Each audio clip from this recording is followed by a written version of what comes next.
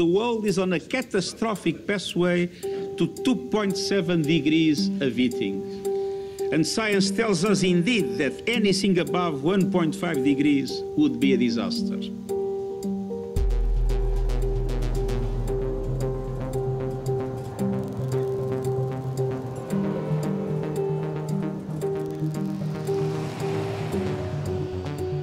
En 2021, les consommations mondiales de charbon et de gaz ont battu tous leurs records historiques. La demande en pétrole a elle aussi atteint des sommets. Chaque jour, les industriels produisent 100 millions de barils. Le monde est une immense salle de shoot. Nous nous attendons à ce que la demande en énergie fossile diminue. La question est, quand cette baisse va-t-elle commencer? Nous n'avons jamais vu un changement dans notre système énergétique qui se rompre ce lien entre une économie mondiale en expansion et la quantité de CO2 que nous émettons dans l'atmosphère. L'homme recherche depuis des siècles toujours la même chose. Une énergie qui soit la plus abordable possible, la plus dense, la plus facile à utiliser. Au fil du XXe siècle, les majors privés du pétrole et du gaz sont devenus des superstructures, des pouvoirs.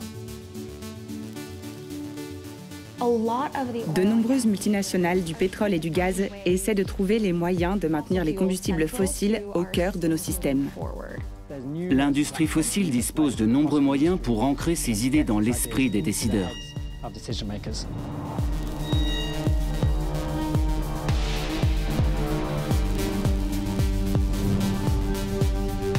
Dans le monde, près de 800 millions d'individus n'ont pas encore accès à l'énergie. Et selon les dernières projections de l'ONU, la population mondiale augmentera de 2 milliards à l'horizon 2050. Pour les producteurs d'énergie, c'est près de 3 milliards de clients potentiels.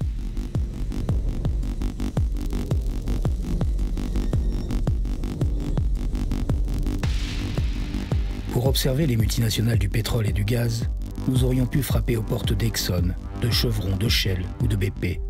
Mais en France, nous avons une championne. Une multinationale qui ne cesse de rappeler son engagement sociétal, sa prise en compte des droits humains, sa conscience aiguë de la crise climatique. Alors, nous nous sommes dit que le groupe aux 1000 filiales, présent dans 130 pays du monde, serait un parfait cas d'observation. Nous nous sommes dit qu'il nous faudrait entrer chez eux.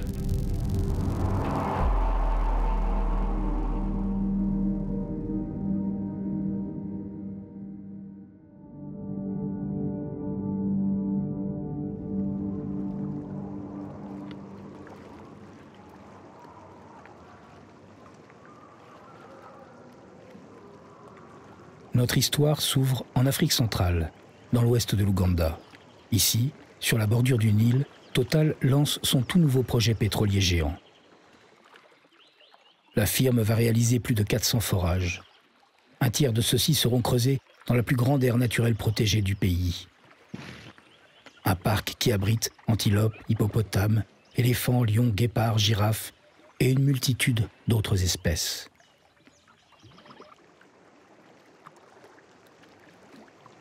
En plus des forages, pour acheminer le pétrole vers le marché mondial, un oléoduc de 1445 km parcourra l'Ouganda, traversera la Tanzanie pour aboutir à l'océan Indien. L'oléoduc passera par des centaines de villages, sillonnera des réserves naturelles, des forêts, des savanes, longera l'immense lac Victoria. Le pipe sera chauffé à 50 degrés pour fluidifier et transporter ce pétrole lourd et visqueux. Il s'agira du plus long pipeline de pétrole chauffé au monde. Bientôt, jusqu'à 230 000 barils seront extraits chaque jour de la savane. L'exploitation durera au moins 25 ans. Des routes, des ponts, un aéroport international sont en cours de construction pour accompagner le projet pétrolier. Les engins de chantier terrassent d'immenses zones qui accueilleront bientôt les futures raffineries. Toute cette région rurale se transforme à jamais. Le pétrole apportera une rente à l'État ougandais et de généreux profits aux deux exploitants des concessions pétrolières. CNOOC, une entreprise nationale chinoise, et Total, qui est le principal opérateur du projet.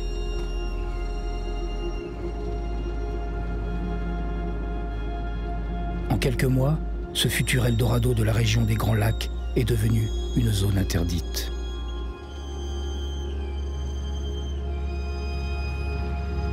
tell us where it's not safe to film, right? Yeah.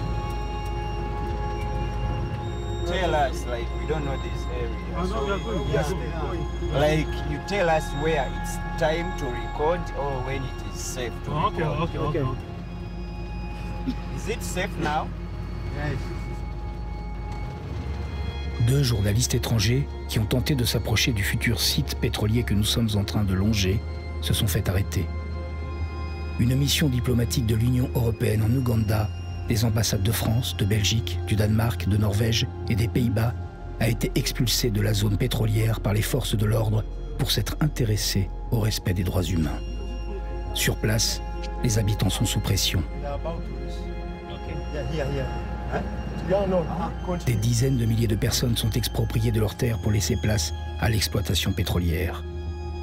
Les deux paysans qui nous accompagnent habitaient ici, sur la rive droite de cette piste où bientôt se dressera une gigantesque zone industrielle. Ceux qui, comme eux, ont la velléité de contester les expropriations massives subissent la pression constante de la police du pétrole ougandaise. So when we try to raise our voice, Total one time they told us that no, we have to give a contract to motor engines. That what they are doing is very wrong actually. They are supposed to clear area in the face, but Total give them a short time to clear the area. So they are supposed to move very fast to clear the area to remain vacant. So those are the challenges community are getting. As you see, these people are near, the machines are shouting, doing a lot of noise, but these people can't sleep. But they don't want you even to talk. If you talk something like that, they bring RODC, DPC, like that.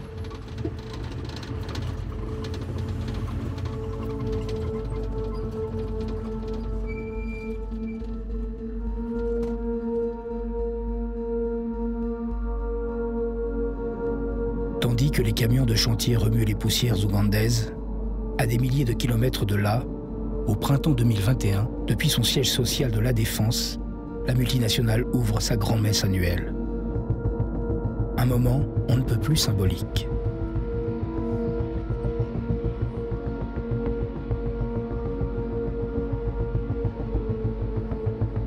Mesdames, Messieurs, chers actionnaires, bonjour. J'espère que vous êtes nombreux à suivre cette Assemblée Générale en direct sur notre site Internet. Cette Assemblée est particulièrement importante cette année.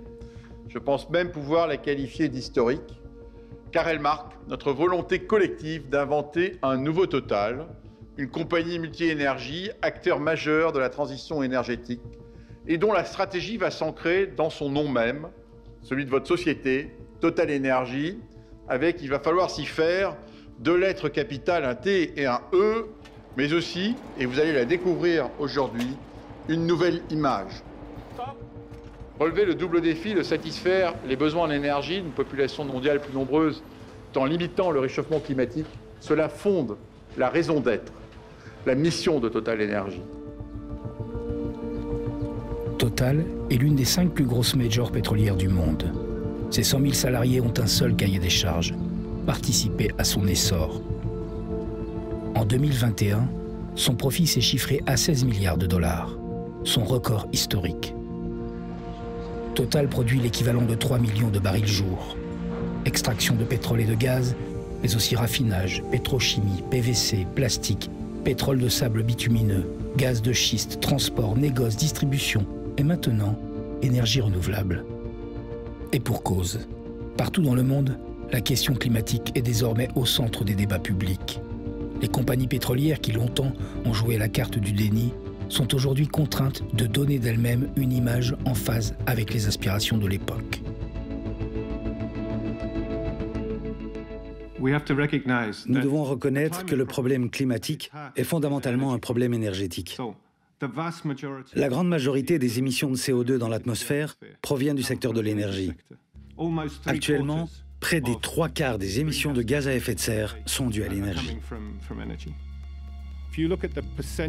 Si l'on regarde le pourcentage d'investissement consacré aux énergies propres, donc ni au pétrole, ni au gaz traditionnel, mais aux nouvelles technologies, à l'électricité propre, au carburant à faible teneur en carbone, Jusqu'à récemment, ce pourcentage était très faible. Il y a des domaines où l'industrie du pétrole et du gaz pourrait être très utile à la transition énergétique. Je ne dis pas qu'ils le sont déjà, mais ils pourraient être très utiles. Des mois durant, nous avons tenté de convaincre Total Energy de nous ouvrir leurs portes. Nous voulions voir et entendre leurs ingénieurs au travail. Et puis un jour, quelques verrous sautent. Le service de presse nous convie à Houston pour observer et filmer une réunion de cadres organisée sur mesure. Only 3 rules. Rule number 1 is forget the camera, don't forget the journalist. Rule number 2 is we try to the max to not use acronym because we all know here that we love that. And obviously rule number 3 is having this little voice in our head that we want to put forward how much the oil and gas experience of Total Energies can contribute to accelerate our shift to renewables. Essentially, it's a Saturday Night Live improvisation. Okay. Okay, cool. Port Arthur. Sorry? Port Arthur. We don't want to go too far down that. Yeah, I'm okay with that. Okay. Yeah, good point. Okay. No, I mean, there's no secret that we are going to be an actor on Port Arthur offshore. No, about our operations there. We don't want to go down. Yes. Yeah, I don't want too many rules, but yes. I don't think Patrick wants us to talk too much about Port Arthur. Right. Great point. Okay. Nick, you want to give us a heads up on what's new and brand there? Yeah, California, we have now, we believe, about 500 square miles of wind energy area coming for lease next year. Wind speeds are very good, some of the best in the nation on that western coast. That area could have very large potential. We could be looking at 5+ gigawatts coming out of California. We really like this California project. We think we're good at that. Is there any way we can help them to make sure they keep the timeline, or what can we contribute to their preparation effort? Selling to them that we are a company that can do that is really going to help them understand and push this forward. And showing them how our skill sets translate and that we are very committed, I think will help them understand that it is an area of interest for everyone. Great. Please just enlighten me. What am I looking at in detail here? The color coding here is showing the potential economic benefit. In essence, blue-green is better than red-yellow colors. Okay, so it's a combination of wind speed and electricity price, like how much you can create electrons versus how much you can sell them. It's showing the net dollar potential in the Gulf of Mexico for these sites, yes. Got it. Right. We have experience in oil and gas, and we have experience in offshore wind. We can help them transition as Right. regulators. And so think of it. The United States are considered very bullish because we just announced 2030, 30 gigawatt. Yeah. Total Energies has announced 35 gigawatt by 25 worldwide of renewables and 100 gigawatt by 2030. We have unlimited potential, or virtually unlimited potential for us as a company here. Each of these auctions are multi-gigawatt, so it's there for the taking, for the developing. I think we have our work cut out for us here for years to come. Good.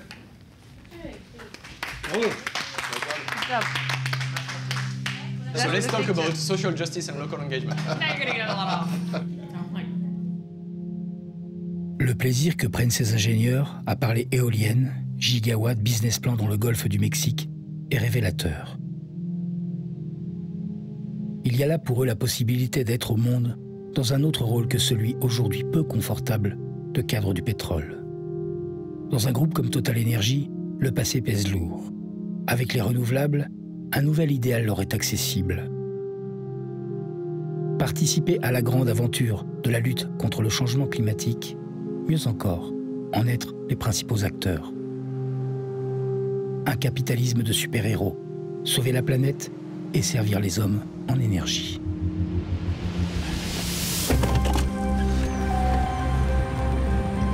La communication de l'entreprise est désormais presque entièrement dédiée à son développement dans les énergies vertes. Une étrangeté. Selon l'ONG Reclaim Finance, chez Total Energy, la production de renouvelables ne représente que 0,38% de sa production d'énergie. On va créer tours éoliennes, on va développer des panneaux photovoltaïques, on va créer des centrales électriques à partir du gaz naturel et on fera croire que ces méthodes-là sont de nature à relever l'industrie des hydrocarbures et à satisfaire une demande pour que rien ne change du point de vue de notre mode de vie. Et on se dira, ben, ceux qui sont capables de se lancer dans ces grands chantiers industriels, c'est nous. C'est nous parce que nous avons les capitaux. Comment ça se fait que c'est Total qui a les capitaux et non Greenpeace? Bon, c'est Total parce que Total a fait quoi?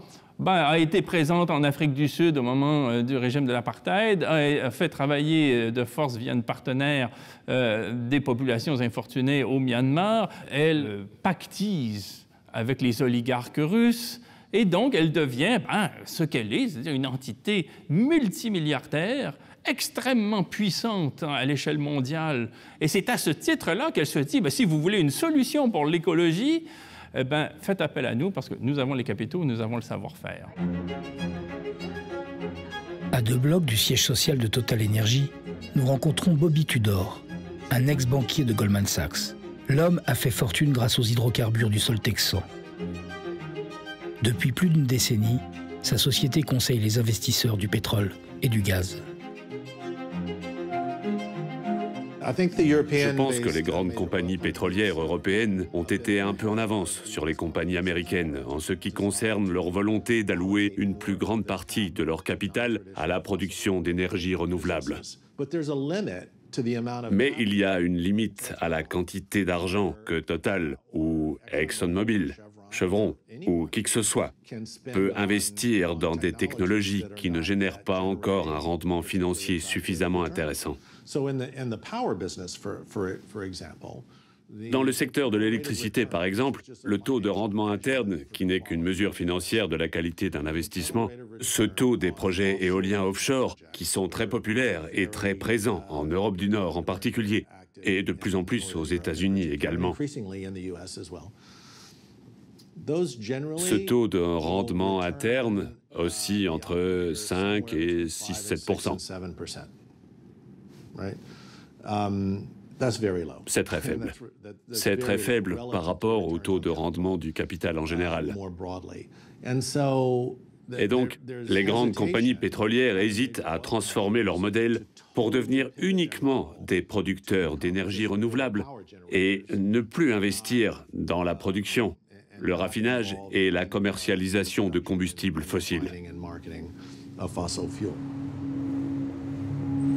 L'argent, nerf de la guerre contre le réchauffement climatique, la question du financement des nouvelles énergies travaille la planète entière. Nous avons besoin d'une augmentation massive, d'une augmentation beaucoup plus importante des sommes consacrées à la transition énergétique. Et donc, d'où viendrait cet argent? Une partie devra provenir des États, en particulier dans les domaines où le secteur privé ne voit pas l'intérêt commercial d'investir. Il existe des technologies disponibles aujourd'hui qui sont rentables et pour lesquelles les arguments en faveur de l'investissement sont très forts. Et nous voyons que si les mesures prises sont bonnes, il ne devrait n'y avoir aucun obstacle à ce que l'argent privé afflue dans ces secteurs et puisse aider à vraiment faire avancer la transition.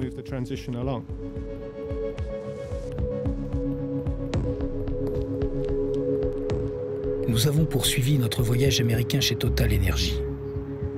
Après les éoliennes à Houston, nous avons été accueillis sur la côte ouest des États-Unis dans une autre filiale de la firme, un fonds d'investissement à capital risque. Sa mission, repérer et investir dans les startups de la Silicon Valley qui travaillent sur les technologies vertes.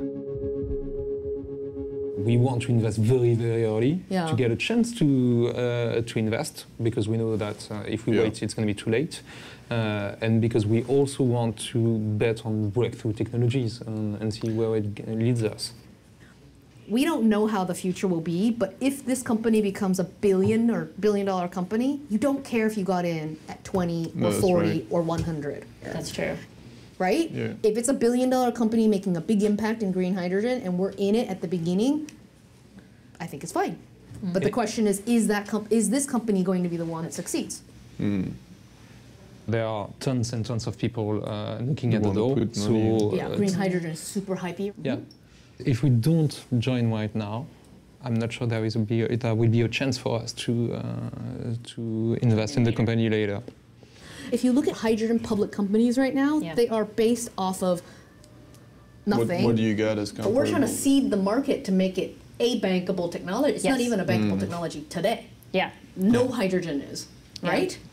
The end use is not still super clear. Yeah, I think that's fair. I think that's good. Yeah, I think that's fair. But it's called VC hype, and these days this is how the market is, and we have to deal with a market which is in a bubble. But it's funny because I mean people speak 50% at the time of it, even if there is no case. But you know, they got so much money. It's tricky because we don't have a division that is yet wired to handle this kind of topic.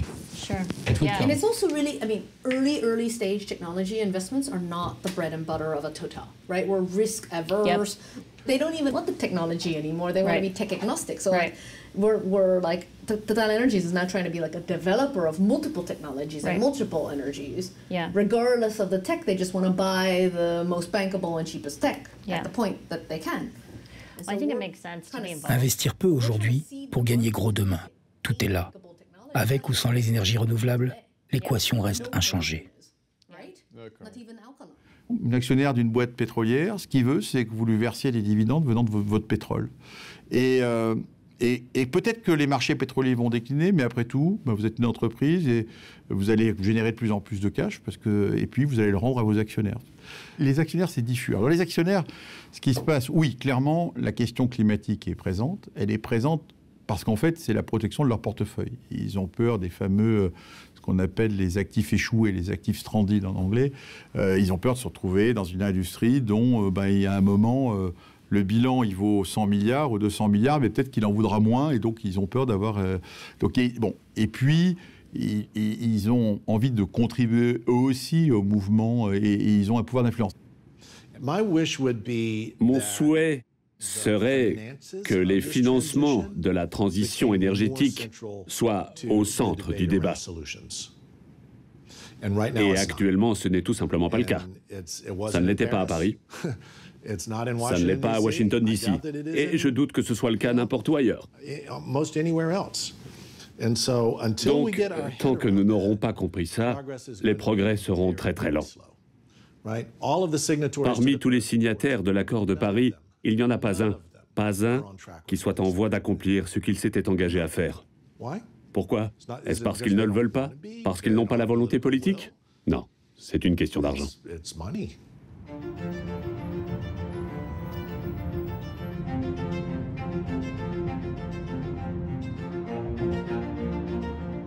Après ce tour de piste du développement de Total Energy sur le marché des renouvelables, nous décidons d'aller regarder du côté des activités traditionnelles de la firme. Chez Total Energy, le pétrole et le gaz représentent encore les 3/4 des investissements. Nous aurions pu aller dans bien des endroits du monde, au Qatar, au Nigeria, en Argentine, ou dans des dizaines d'autres pays encore.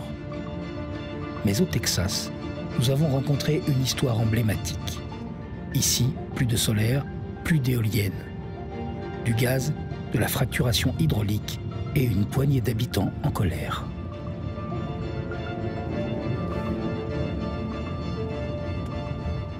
Je m'appelle Ranjana Bandari. J'habite à Arlington, au Texas. Je vis ici depuis 28 ans. Arlington se trouve entre Dallas et Fort Worth, au-dessus de ce grand réservoir de gaz de schiste appelé la Barnett Shale. Et en 2015, j'ai créé un groupe pour organiser la lutte contre tous ces forages, qui s'appelle Liveable Arlington. Total est le plus gros foreur à Arlington. Ils ont acheté tous les sites. Et ce qui est vraiment choquant, c'est leur nombre. Il n'y en a pas un, il n'y en a pas deux, il y en a 32. Cette route qui s'appelle Division est la rue principale qui traverse la ville. C'est le couloir Total. Toutes les 2 minutes, il y a un site de forage Total ici. Ce que Ranjana a vu surgir dans son quartier il y a une dizaine d'années, ce sont des installations comme celle-ci. Des machines qui permettent aux industriels de forer le sol à la verticale et à l'horizontale sur plusieurs kilomètres. Il s'agit de percer la couche rocheuse sous les installations urbaines, rues, maisons, écoles, et de préparer l'extraction du gaz en injectant à haute pression de l'eau, du sable et de la chimie en grande quantité. L'exploitation du gaz ou du pétrole de schiste est interdite dans plusieurs pays du monde. En France, au Royaume-Uni et dans plusieurs États américains également. Les raisons invoquées ? Pollution des eaux, séismes locaux, émissions de gaz à effet de serre. Quand l'exploitation massive du gaz de schiste a débuté, Total Energy, qui était dans l'impossibilité d'exploiter le sol français, a investi dans plusieurs pays du monde, comme ici, dans cette banlieue de Dallas. Ça, c'est une centrale électrique au gaz naturel et il y a 2 stations de compression. Des stations horriblement polluantes, juste là. C'est dans ces énormes installations qu'ils effectuent la compression. Et ça pollue beaucoup. Et parfois, quand il y a des pannes de courant, ou s'il y a trop de pression, ils libèrent tout dans l'air. Ça s'appelle le blowdown. C'est très très polluant et ça arrive tout le temps ici.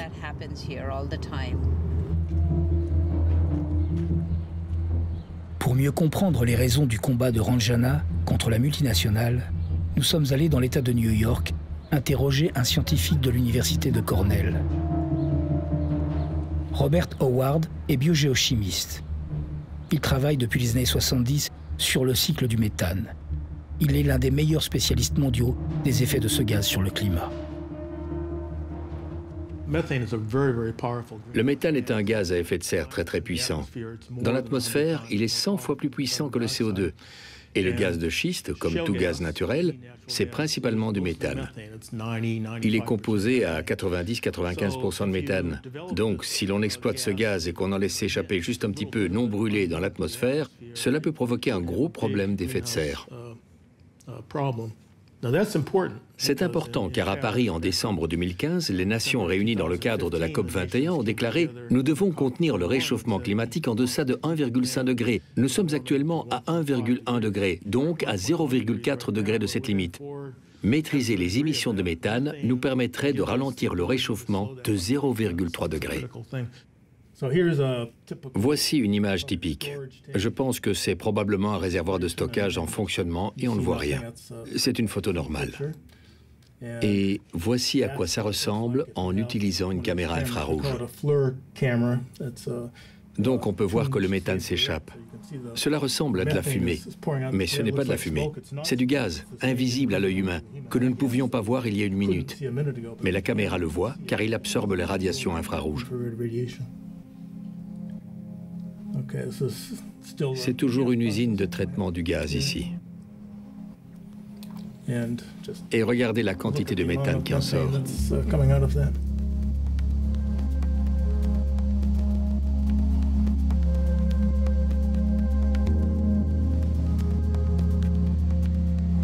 Aujourd'hui, en Pennsylvanie, au Texas, au Dakota du Nord, le sol est tant exploité qu'on estime que 17 millions d'Américains vivent à moins de 1,6 km d'un site d'exploitation de gaz ou de pétrole. Pour Ranjana et les quelques militants qui l'accompagnent, l'exploitation en ville de ce gaz, qui ni ne se sent ni ne se voit, est une préoccupation majeure. Could I have just a couple for myself? Thank you so much. Okay, cool. Awesome. I wouldn't want to live. Je ne voudrais pas vivre ou étudier près d'un de ces puits de fracturation. Quand on introduit un volume massif d'eau et d'additifs chimiques dans un puits de fracturation, cela représente des dizaines de millions de litres de matière. Ces déchets liquides peuvent donc contaminer les eaux souterraines. Et si vous vous servez des eaux souterraines comme source d'eau potable, c'est un vrai problème. Mes recherches portent sur le méthane en tant que gaz à effet de serre. Mais il y a aussi la pollution de l'air. Et le méthane est un gaz puissant. Et il y a d'autres gaz impliqués, comme le benzène et le toluène. Ceux-là sont des gaz cancérigènes. Personne ne veut être exposé à ces gaz. Et en particulier, on ne souhaite pas que les jeunes enfants y soient exposés. Who would be the people that would come out here and test for things like that? You know, who would even know or, you know? Nobody. Oh, we're kind of on our own. Parmi les dizaines de forages en ville, Total Energy possède un site juste à côté d'une crèche. Vu du ciel, ça donne cela. Un terrain terrassé, 2 forages, des compresseurs, des résidus d'eau et de produits chimiques. Le tout à 2 pas du jardin de la crèche. La firme souhaite forer un nouveau puits à cet endroit. La demande de Total doit être examinée par le conseil municipal à l'occasion d'une réunion publique. À l'issue de celle-ci, les élus de la ville se prononceront pour ou contre ce nouveau permis de forer. The applicant tonight is Total E&P Barnett USA. Thank you. First, I'd like to thank you for hearing our case tonight. The time and effort the council and mayor and the council have spent to understand the drill zone case and the gas drilling industry is very much appreciated by Total. If acceptable to the mayor, I'd like to introduce Kevin Strasser with Total to continue the presentation. Please. Thank you. Good evening, Mayor. You can see that the location is right on the intersection, near the intersection of Highway 360 and Highway 303. The site has existed for over 10 years without any issues, complaints, violations from local state agencies. Would you answer a question for me? Would you want your grandchildren to go to the child care center that's near your facility? I would answer yes. Okay, thank you. Yes, ma'am. Okay. Good evening. Good evening, ma'am. French energy giant Total are the dominant gas producers in Arlington. In 2017, Total's home country of France banned fracking because of the public health risk from air and water pollution. Why would we let Total expand their profits at the expense of exposing Arlington residents to harmful gas drilling that their home country has declared to be too dangerous to even allow their own citizens? I didn't know what was going on. I moved into my home in 2009. It terrifies me. It really honestly does. My children have bright futures, you know. My neighbors, even though I don't know every one of them, their children's lives are important to me. I just ask that you think of them and their future because they are our future. They're the only thing that gives me hope. Approximately 19 to 25% of Tarrant County children suffer from asthma. The state average is 7%. The national average is 9%. We have a problem here in Arlington, Texas, with asthma. I ask you to please consider that our children are not any worse than the children in France. Doctor, can I ask you a question? Yes, sir. Is there a distance in a setback that you feel is safe? It depends on how many particulate matter there is in the air. No, the answer is probably no. I mean, we just can't. Would that, if we took your position as the truth, would that, and we implemented that, that would essentially end fracking in its entirety. Is that correct? I think there's enough people that would agree that fracking should have never happened. Okay. I think, however, that we get too happy when we make a lot of money. Over a 4-year period, Arlington received about $5 million in royalties from Total Energies. Nearly half of those royalties, $2.2 million, came from the 5 drill sites that are within several hundred feet of daycare facilities. Has Total offered you more money? Better seats at the ballgame? Other perks? Most of the neighborhood is renters who have no voice at all in this process. The neighborhood is 40% Black, 20% Latino. 600 feet is nothing. Science tells us that even half a mile away, people are experiencing asthma. Leukemia occurs at 4.3 times the national average to wrap it up, man. in oil cities. And I also want to quote Dr. Nunez.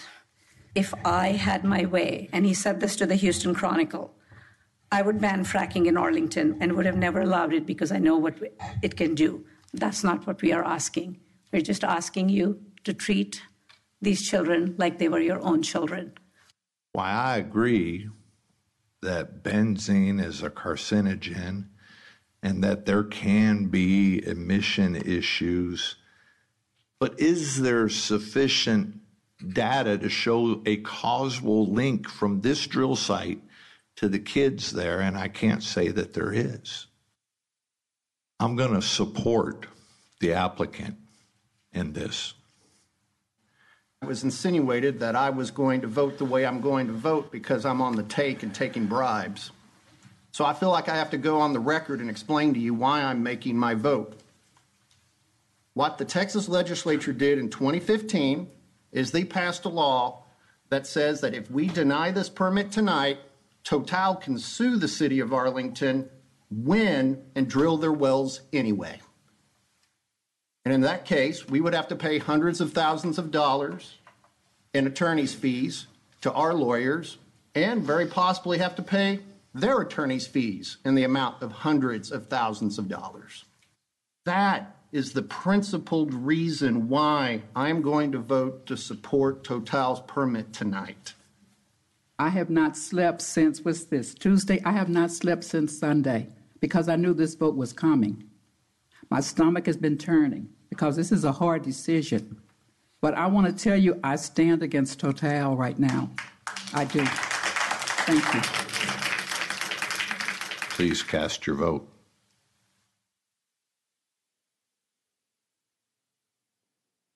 And the motion passes. Thank you all very much.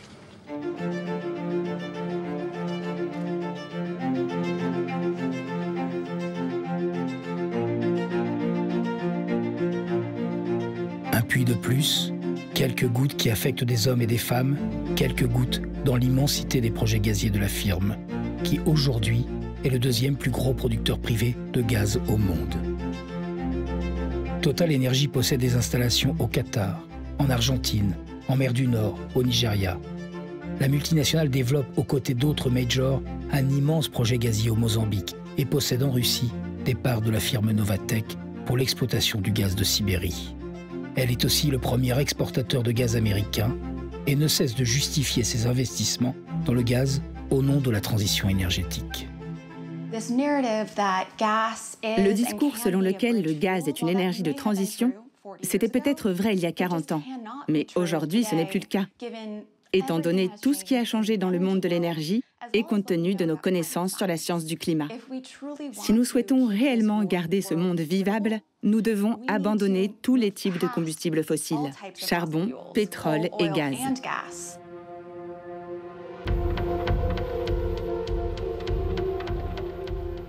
Avant de quitter le continent américain, nous sommes retournés à Houston retrouver Bobby Tudor et ses analystes. Des financiers parmi les plus fins observateurs du marché de l'énergie. Okay, people say we need to stop oil and gas production today, right? We want Total out, we want ExxonMobil out, we want everyone out. Okay. I think it's funny and interesting that someone who drives an electric vehicle thinks that they're just naturally doing a good thing for the environment. But if you drive an EV in China, I mean, chances are that EV is powered by coal, which is actually worse for the environment. So I think, it's really easy just to parrot the narrative that oil and gas is fundamentally bad and just horrible for the environment without having a really deep understanding of what's actually powering your devices, your vehicles, your day-to-day life. Renewables, everybody wants to go that direction. It sounds fantastic, but the returns are just not there yet. And honestly, you can't keep throwing good money after bad returns. And ultimately, we saw a lot of that in the shale revolution, and what we're seeing here in the shale revolution in the next probably decade is an industry that's probably going to make more money than they've made in the next 2 or 3 years than they made in the last 20 years combined. These guys that are pushing this, we got to go really, really fast with this transition. That's going to be seriously challenged. I'd be curious. Your friends who don't work in the oil and gas business, who do other things, do you think they are willing to pay more for cleaner forms of energy? And does that come up when you're talking with your friends about the energy business? Just the relative cost and the willingness of the users of the energy to pay more for it? That's a good question. I drive 2 cars. One is electric and one is gasoline. Candidly, the gasoline one's a Porsche, and I will say that my younger friends love the Porsche way more than the electric one. So when it comes to what people say they want and versus what people actually want, I think that electric sounds nice and new energy sounds nice, but in practice, people still have a tendency to lean toward traditional sources of energy, gas and petroleum. Total est une multinationale qui fait partie d'entités souveraines de type privé qui travaillent ouvertement un projet géopolitique, qui est de valoriser des lois qui ne sont plus celles des petits législateurs nationaux, mais qui valent au titre mondial du marché qui s'impose. C'est la loi du marché, la loi de l'offre et de la demande. D'une part, on façonne la société de cette manière-là, et d'autre part, d'une manière perverse, on feint de découvrir cette demande à laquelle on a travaillé, comme si elle se manifestait sur un mode authentique, spontané, naturel. Et on adopte une toute petite voie qui consiste à dire, ben voilà, nous sommes des artisans qui pratiquons un métier qui consiste à satisfaire cette demande-là en énergie. Bon, et c'est tout ce que nous faisons. Nous allons là où il y a des guerres civiles et nous les finançons au besoin. Nous allons polluer dans les pays du Sud. Nous allons bafouer les droits de peuples autochtones pour quérir cette énergie là où elle se trouve et l'apporter humblement à des gens qui ont la responsabilité historique de nous la demander, comme si cette demande-là n'avait pas été au préalable façonnée. On s'est donné surtout des objectifs à 10 ans. Moi, je me sens profondément responsable des 10 prochaines années. Je veux réduire les émissions de Total de 40%. Oui, je veux construire 100 gigawatts d'énergie renouvelable. Et c'est ça, et être dans 10 ans un des plus gros producteurs d'énergie renouvelable au monde, dans le top 5. On veut garder des revenus du pétrole, mais on a déjà repositionné le portefeuille et en gros, on va baisser le niveau d'exploration et on va être sur un train déclinant. Le gaz, oui, je sais qu'il y a un débat, c'est une énergie fossile, mais alors, il y aurait une erreur profonde de croire que par un coup de baguette magique, on va réussir à se passer de toutes ces énergies. Ça, c'est pas vrai. Et pour une entreprise, vous savez, il n'y a pas de miracle. Si je peux faire construire l'énergie future, parce que je tire des revenus du présent. Mais c'est la même chose pour toute l'humanité. Et je ne peux pas dire j'abandonne. D'ailleurs, je peux abandonner. Je me donnerai bonne conscience, mais quelqu'un va continuer à produire le pétrole et le gaz à ma place.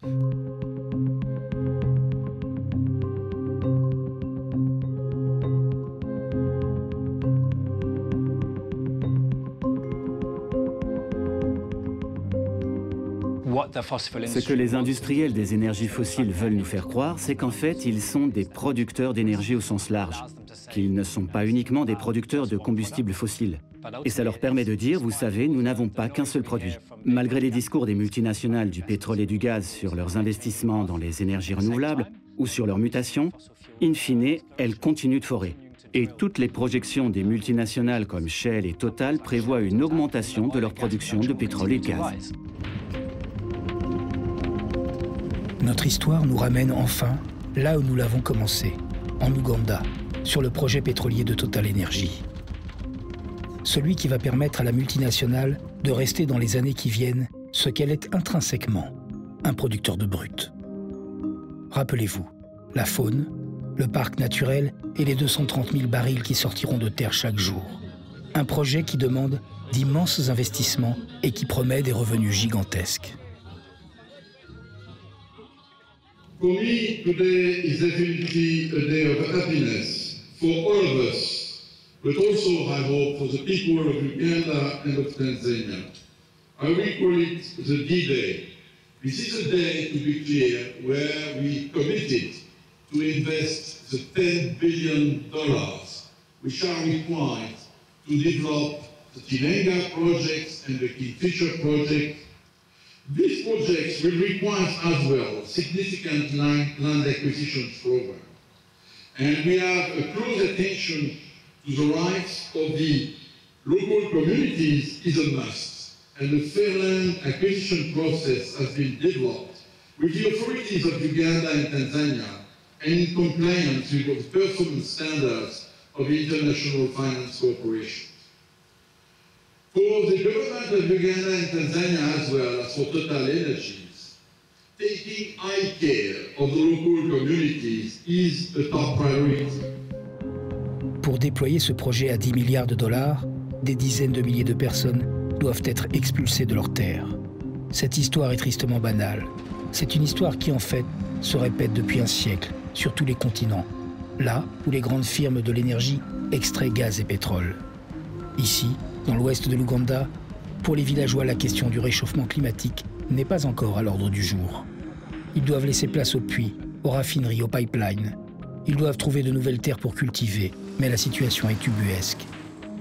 Total Energy déclare avoir indemnisé des milliers de personnes, mais des milliers d'autres sont encore en attente.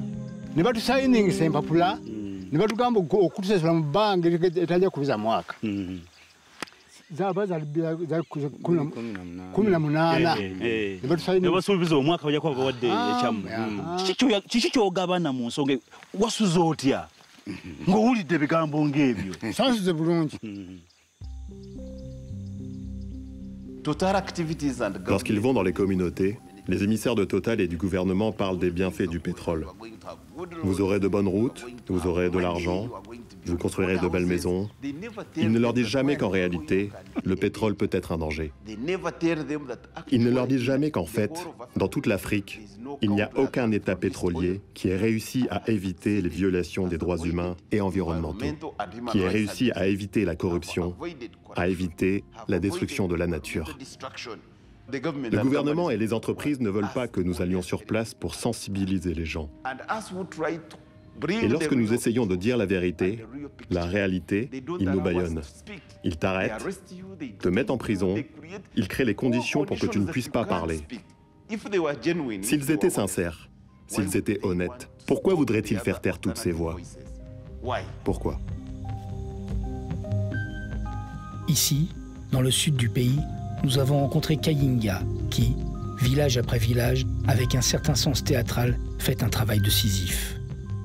agikulira va kubona mujja nomulaba new plan ejjayo n'ekyakala n'ekola bweti abakulira nga yampita nga alaba akazito kamukoze eki kamuyitiridde naye ate nemugamba nti tataka butandisi ye yali amanyi ki byakusaaga nga miti baba nampita bagenda kumpayo ekikapu nzire ebbali nkole ki wonna muntu ntera gwegenda okutambulako kale otwogera ku byakulira abantu naye nebutandika okusima tulina okuba nga tulondoola kituufu ebikolebwa tebitobola ddembe ly'abantu kati gwe wesemba bule bwoba wakuba mu ngalo nti kyebampadde kimala ze maze gwe waggwa dda kwati osobola kwerwanirira kyekyo kyolina okumanya gwe ba wasayininga wakkiriza kitegedde kati ye muntu yekakata wawaabirwa mu makatira g'eggwanga naye buli atisigadde yina akola ki awawaabirwa kati gwe njagala obeere muvumu nti olwaleero olina okuba nga obanja kampuni n'abakola nayo okujja okukola ekituufu gy'okola ki.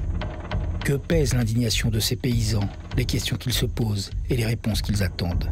Ici, le pétrole apportera des emplois pour certains, des profits pour les autres, et surtout son lot de désolation. Spéculation, pollution, corruption, trafic, prostitution, sida.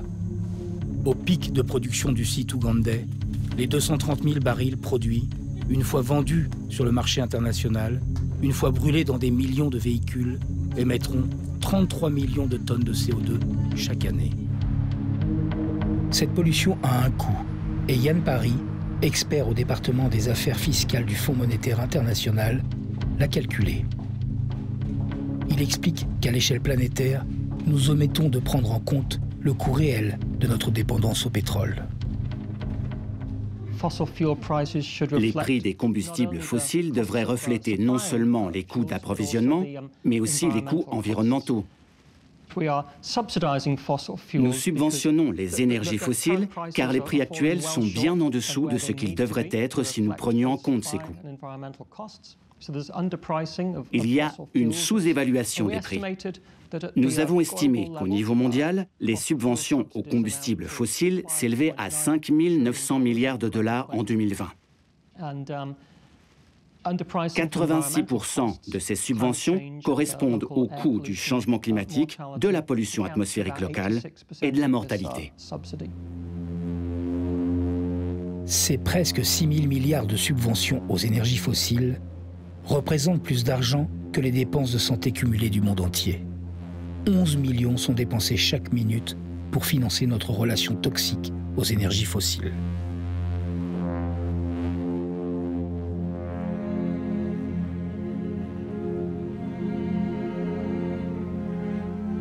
Cette histoire se termine ainsi. Aux États-Unis, Ranjana n'a pas fléchi. Elle a finalement réussi à retourner les élus de sa banlieue de Dallas. Le nouveau forage de Total, près de la crèche, ne verra pas le jour. Une belle mais petite victoire, lorsque l'on sait que dans les mois qui viennent de passer, la multinationale a obtenu le droit de réaliser 19 forages supplémentaires en ville. En France, 6 organisations non gouvernementales, 2 françaises et 4 ougandaises, ont assigné Total Energy en justice pour non-respect des droits humains en Ouganda. Les ONG et leurs avocats s'appuient sur une toute nouvelle loi française, encore jamais utilisée. Cette loi pionnière à l'échelle mondiale rend désormais les maisons mères des multinationales juridiquement responsables des actions de leurs filiales, même quand celles-ci opèrent à l'étranger. L'affaire est en cours, elle est ralentie depuis 3 ans dans un combat de procédure. La multinationale tente tout pour éviter un jugement. La loi sur le devoir de vigilance inspire plusieurs pays européens qui travaillent actuellement à leur propre réglementation. Dans le même esprit, à Genève, depuis 6 ans, un groupe de travail intergouvernemental de l'Organisation des Nations Unies planche sur l'élaboration d'un traité contraignant les multinationales à respecter les droits humains et environnementaux. À ce stade, les négociations patinent. Sous l'effet de l'invasion de l'Ukraine par la Russie et les problématiques d'approvisionnement en énergie de l'Europe qui en découlent, l'Amérique a augmenté sa production d'hydrocarbures et Total Energy a annoncé l'extension de son site de liquéfaction et d'exportation gazière du Golfe du Mexique. La firme a aussi annoncé sa participation à un nouveau projet d'exploitation pétrolière dans cette même zone. Le début de la production d'un champ pétrolier géant au large de Rio et son association à Qatar Energy dans ce qui est présenté comme le plus grand projet gazier du monde.